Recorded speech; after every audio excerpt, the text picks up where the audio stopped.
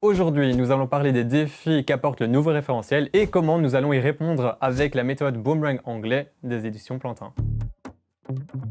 Je m'appelle Jonathan Joris, je suis auteur du manuel Boomerang en anglais et je suis enseignant d'anglais en première, deuxième, troisième et quatrième secondaire. Je m'appelle Franck Mouton et je suis professeur d'anglais et de néerlandais. Ça fait maintenant 5 ans que je travaille pour Plantin. J'ai travaillé sur différentes méthodes comme le tchèque néerlandais et Durf en Flandre. Comme vous le savez, à partir de 2026, il y a le nouveau référentiel qui va entrer en vigueur et donc on va devoir s'adapter en tant que professeur. Le premier défi, c'est l'hétérogénéité dans les classes qui est grandissante. Ensuite, il y aura le numérique et ensuite, en tant que professeur, nous allons devoir évidemment intégrer les visées transversales. Pour les professeurs de langue, le défi, ça va être d'avoir devant eux des élèves qui ont 4 ans d'anglais derrière eux. On va aussi avoir vraiment des différences énormes entre les niveaux des élèves. Notre ligne de conduite, c'est prendre l'élève tel qu'il est, là où il est et amener tout le monde au même niveau, peu importe leur parcours, peu importe comment il nous arrive en fait.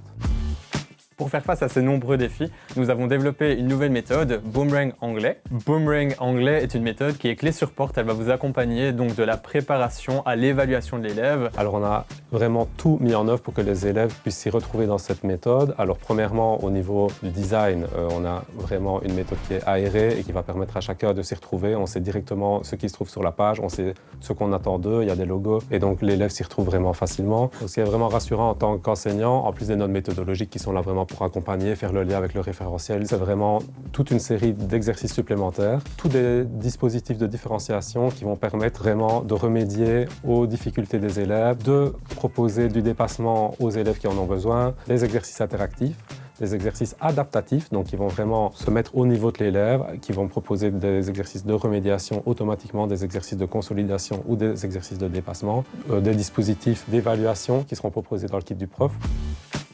D'après notre équipe d'auteurs, ce qui va vraiment motiver l'élève, c'est qu'il y a des cadres de métacognition où ils vont faire le point sur leur apprentissage plusieurs fois dans le manuel et dans les chapitres. Aider l'élève à se situer dans son apprentissage, avoir des pauses réflexives, avoir des moments où il peut vraiment se dire « Ah bah tiens, là, j'en suis là ».